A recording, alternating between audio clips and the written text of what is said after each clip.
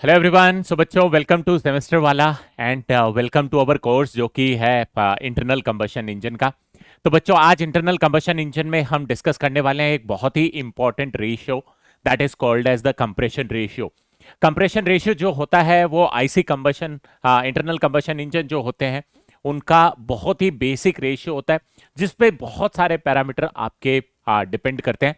तो चलिए डिस्कस करते हैं what is the compression ratio in internal combustion engine. देखो, ऑलरेडी आई होप आप लोगों ने सबने देखा होगा कि इंटरनल कंबशन इंजन जो है वो दिखता कैसा है।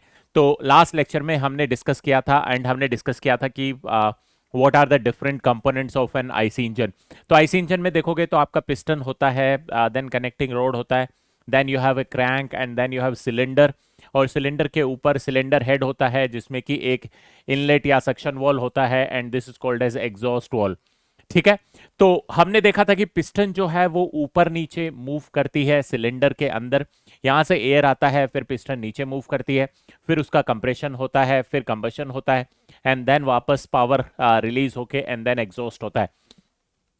तो जो साइकिल हम डिस्कस करेंगे आईसी इंजन का, देर आर टू साइकिल्स जो कि बेसिकली एक होता है पेट्रोल के लिए, that is auto cycle, and diesel के लिए, दैट इज डीजल साइकिल। तो दोनों साइकिल जो होते हैं वो साइकिल में सबसे इंपॉर्टेंट पैरामीटर जो होता है that is called as the compression ratio. अब देखो, कंप्रेशन रेशियो को डिस्कस करने से पहले हम दो तीन बेसिक इंपॉर्टेंट पैरामीटर्स को डिस्कस करना चाहते हैं। तो सबसे पहले अगर आप एक इंटरनल कंबशन इंजन की अगर हम बात करें, तो लेट्स से इंजन होता है, मैंने इसको हॉरिजॉन्टली दिखाया बिकॉज इंजन हॉरिजॉन्टल भी होते हैं, वर्टिकल भी होते हैं।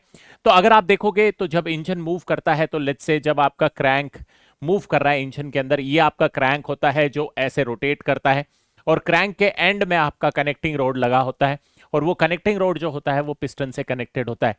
तो जब ये क्रैंक मूव करता है, so when this crank is moving, तब आपका पिस्टन जो है वो ऐसे ऐसे मूव करता है। It reciprocates between two location. तो let's say this is your location 1, this is your location 2। तो ये दोनों लोकेशन जो होती हैं इनका एक स्पेसिफिक नाम होता है, बहुत ही स्पेसिफिक। ठीक है। अगर आपका इंजन हॉरिजॉन्टली रखा हुआ है तो इन दोनों इंजन्स को बोलते हैं आउटर, इन दोनों लोकेशंस को बोलते हैं outer dead centre and inner dead centre. ठीक है। तो एक एक करके हम डिस्कस करेंगे what are the two dead centres. So first we will talk about what is called as the top dead centre और आउटर डेड सेंटर। अगर मान लो आपका इंजन है, उसको वर्टिकल डायरेक्शन में मैंने ऐसे रखा हुआ है, और वर्टिकल डायरेक्शन पे रखेंगे तो देखो ये क्रैंक नीचे यहां पे होता है, क्रैंक आपका। ठीक है। तो क्रैंक ये है, उसके ऊपर आपकी कनेक्टिंग रोड है, फिर ये पिस्टन है। तो जब आपका क्रैंक वर्टिकली ऊपर मूव करता है तो पिस्टन जो टॉप मोस्ट पोजीशन तक पहुंच सकती है, जहां पे जाके पिस्टन रेस्ट करती है, this is the top most point, जो कि सिलेंडर के अंदर आपका टॉप मोस्ट पॉइंट होगा। तो इस टॉप मोस्ट पॉइंट को हम बोलते हैं, this is called as the top dead centre. Dead centre हम इसको इसलिए बोलते हैं बिकॉज अगर आपने देखा होगा dead, when we say something is dead, that means it is not moving. If it is not moving that means its velocity is zero. ठीक है। और अगर किसी चीज की वेलोसिटी जीरो है, तो अगर पिस्टन जब ऊपर नीचे मूव कर रही है, तो पिस्टन ऊपर जाने के बाद में जब नीचे की तरफ रिवर्स करती है, तो इस लोकेशन पे पिस्टन का वेलोसिटी जीरो होता है, जिसकी वजह से इसको डेड सेंटर बोला जाता है। ठीक है। So this is called as your top dead centre. अगर ये इंजन वर्टिकल है तो इसको बोला जाता है टॉप डेड सेंटर, और अगर ये इंजन हॉरिजॉन्टल रखा हुआ है, तो अगर आप देखोगे तो जब ये पिस्टन मूव कर रही होगी, तो जो फारदेस्ट पॉइंट होगा from the centre of the crankshaft, ये आपका क्रैंकशाफ्ट है, क्रैंकशाफ्ट का सेंटर ये है, इस सेंटर से जो फारदेस्ट पॉइंट है, जो सबसे ज्यादा डिस्टेंस पे पॉइंट होता है, वो वाला सेंटर जो होता है, this is called as outer dead centre, and this is also called as top dead centre, जो कि वर्टिकल इंजन में होता है।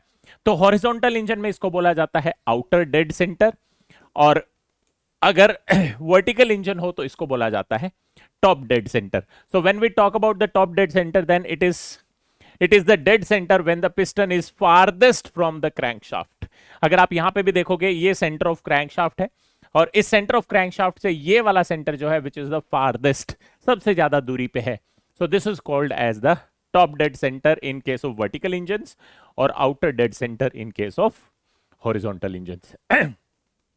तो सिंस हमने देख लिया कि ये आउटर डेड सेंटर है, तो अब जल्दी बताओ, जब पिस्टन नीचे की तरफ आती है, जब पिस्टन लोवेस्ट पॉइंट पे होगी, when the piston is at bottom most point, जब आपका क्रैंक जो होगा ये आपका सेंटर है और क्रैंक नीचे की डायरेक्शन में होगा, क्रैंक आपका नीचे होगा और यहां से कनेक्टिंग रोड अगर देखोगे, सो this is the lowest point जहां तक आपकी पिस्टन पहुंच सकती है सिलेंडर के अंदर।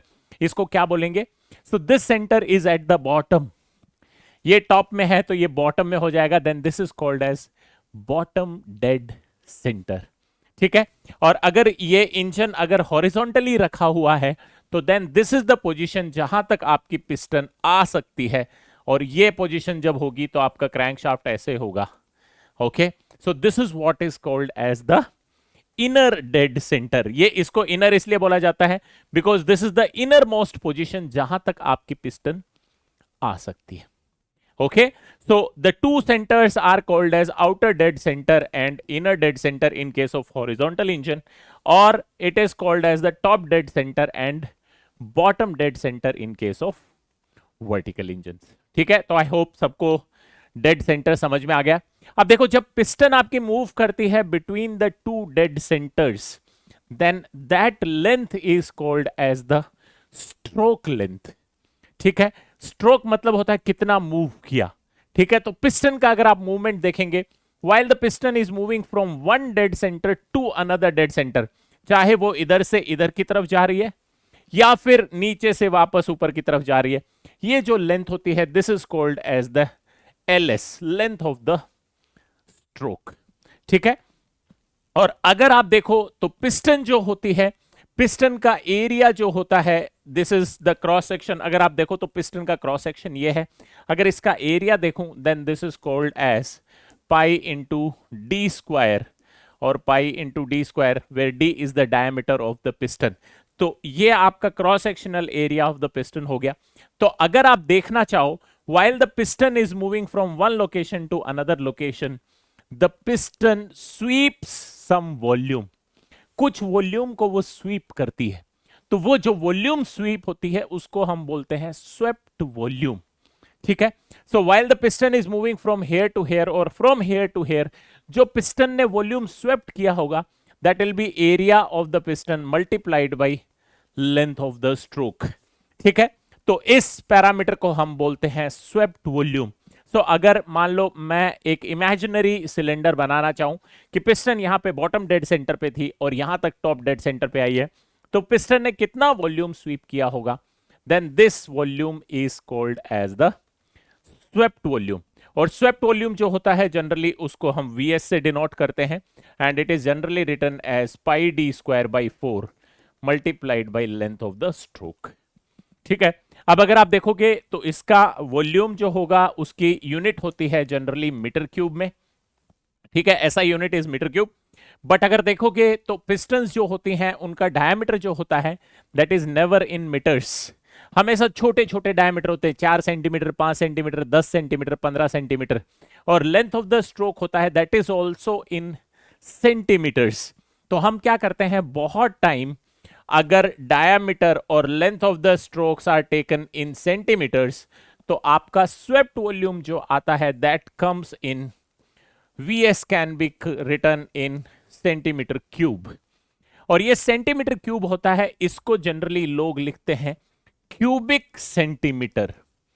ठीक है, इसको लिखा जाता है क्यूबिक सेंटीमीटर। और अगर ध्यान से देखो तो क्यूबिक सेंटीमीटर को मैं ध्यान से देखूं तो it is written as CC। तो आप लोग जो बाइक में जाते हो, बाइक में लिखा रहता है कि आपके बाइक का इंजन जो है वो 120 cc का है, या फिर कार का इंजन 799 cc का है, या 999 cc का है, या 1499 cc का है। तो what does this 1499 cc means? 1499 cc means the swept volume of the engine is 1500 centimeter cube या 1499 centimeter cube.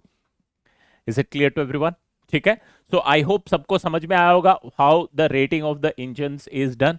Okay, so now once you have understood what is the swept volume, now अब अगर आप ध्यान दो तो हम एक parameter अब हम डिफाइन करते हैं that is called as the clearance volume. So जब आपकी पिस्टन टॉप डेड सेंटर पे है, when your piston has come up on the top, उस टाइम आपको पता चलेगा कि आपके सिलेंडर हेड के बीच में और आपकी पिस्टन के बीच में एक वॉल्यूम बच जाता है। There is certain volume that is left. अगर आप यहां गौर से ध्यान से देखें तो ये आपके पिस्टन का हेड है, यहां पे मान लो आपकी पिस्टन बैठी होगी and you see this is your cylinder head. तो पिस्टन और सिलेंडर हेड के बीच में there is certain volume that is remaining. वो जो वॉल्यूम होता है that is called as the clearance volume. आपके पिस्टन जो है वो सिलेंडर हेड तक जाके नहीं टच करती है। अगर आपने देखा होगा पिचकारी जो आप लोग होली के समय यूज करते हो, उसमें पिचकारी जो होती है उसका एंड पॉइंट ये होता है, मान लो ऐसे अगर आप ध्यान से देखो तो लेट्स से ये पिचकारी है और इसके अंदर ये सिरिंज लगी हुई है और आप इस सिरिंज को आगे पीछे मूव कर रहे हैं, ठीक है। तो आपके घरों में जो सिरिंज लगी रहती है वो यहां से लेके यहां तक टच हो जाती है, बट जो आईसी इंजन होते हैं उनमें ये टच नहीं होती है बिकॉज यहां पे वॉल्स रहते हैं। अगर टच हो जाएगी तो ये वॉल से टकरा जाएगी piston. So to prevent striking of the walls with the piston हम थोड़ा सा क्लियरेंस छोड़ते हैं, ठीक है। तो उस क्लियरेंस के अंदर जितना वॉल्यूम रहता है that volume is called as clearance volume. I hope everybody has understood. So this is your clearance volume. ठीक है, so clearance volume is the volume remaining in the cylinder when the piston has come to the top dead center. तो अगर आप ध्यान से देखो तो आपका पिस्टन अगर यहां पे है, ये सिलेंडर हेड है और ये आपका पिस्टन है, तो इसके अंदर जो वॉल्यूम बचा रहेगा this is called as the clearance volume और इसको हम VC से डिनोट करते हैं, ठीक है। So now you have understood what is clearance volume, what is swept volume. So now let's go to understand the last concept जो हमारा मेन है, that is the compression ratio. ठीक है, तो अगर आप कंप्रेशन रेशियो की बात करते हैं तो जब आपके पिस्टन जो है कंप्रेशन स्ट्रोक में जाने से पहले, let's say this is when your piston is at the bottom dead centre. आपकी पिस्टन बॉटम डेड सेंटर पे थी और पिस्टन बॉटम डेड सेंटर से मूव करते करते पिस्टन आपकी टॉप डेड सेंटर तक आ गई है।